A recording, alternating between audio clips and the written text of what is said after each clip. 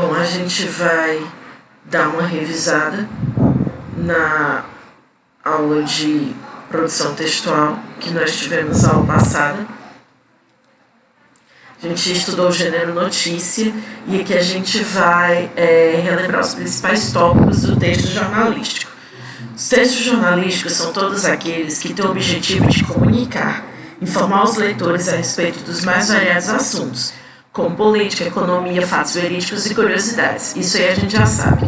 Eles são veiculados em diversos suportes, como jornais e revistas, impressos digitais, blogs, sites, rádio, televisão, tem agora os podcasts, não é? E são gêneros textuais bastante procurados e lidos por diferentes públicos, uma vez que alcançam diversos setores da sociedade e favorecem a difusão das informações atuais. Os objetivos desses veículos, desses jornais, revistas, blogs, da TV, enfim, são informar, entreter, apresentar uma interpretação competente sobre determinada informação e etc. De maneira geral, ao desenvolver um texto jornalístico, o jornalista tem a função de transformar as informações a respeito de determinado fato e assunto e transmiti-lo de maneira eficiente a seus leitores. Para isso, eles utilizam algumas técnicas básicas. Que técnicas são essas?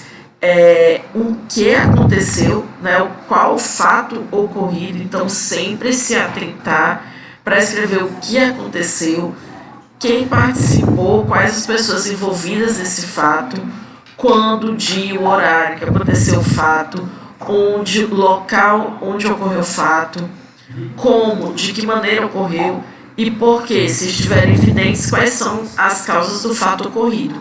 Isso tem que estar presente em qualquer texto jornalístico, em qualquer notícia.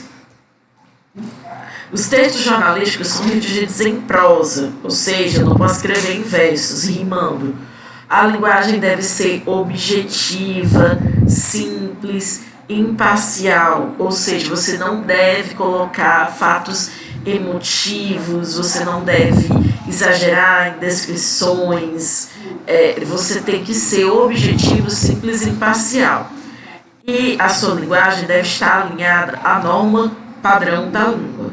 O texto jornalístico apresenta frases e ideias sucintas, ou seja, compactas. E os períodos são construídos geralmente em ordem direta. Você escreve de forma bem simples, para que todas as pessoas que leiam entendam. Então, na ordem sujeito, verbo e os complementos.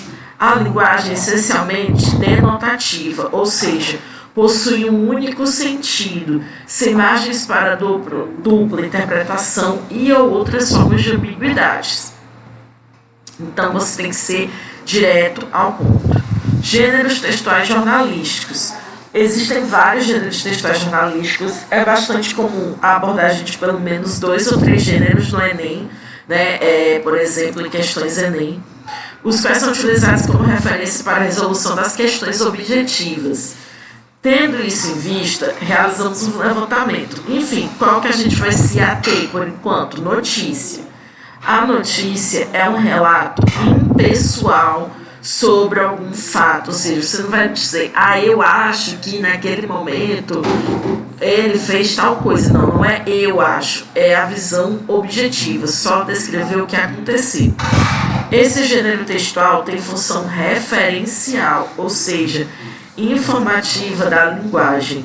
Algumas maneiras de escrever uma notícia e algumas delas são a partir de sequências narrativas, uma narrativa curta a respeito do fato ocorrido, sequências descritivas, descrição mais detalhada dos fatos ocorridos, sequências explicativas, explicações específicas a respeito do fato ocorrido.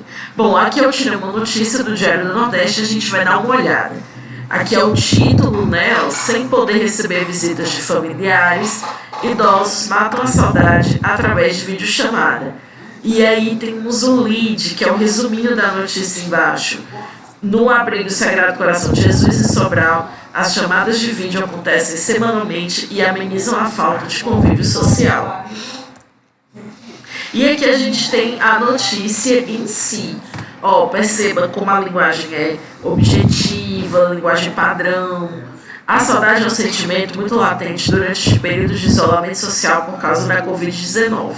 Alguns profissionais da saúde, por exemplo, estão há mais de 3 meses longe de seus familiares, com medo de contagiar aqueles que mais amam. Então ele vai dando uma explicação sobre o que eles vão falar.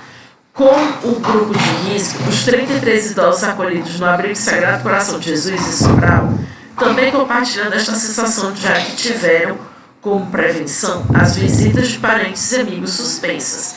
Para amenizar a distância, a instituição tem realizado videochamadas semanais que proporcionam conforto e alegria. Então você vê que o primeiro parágrafo ele já explica basicamente tudo da notícia. A ideia é a partir da assistente social Iana Linhares, que trabalha na instituição. Os idosos que recebiam visitas com frequência estavam tristes, lembra?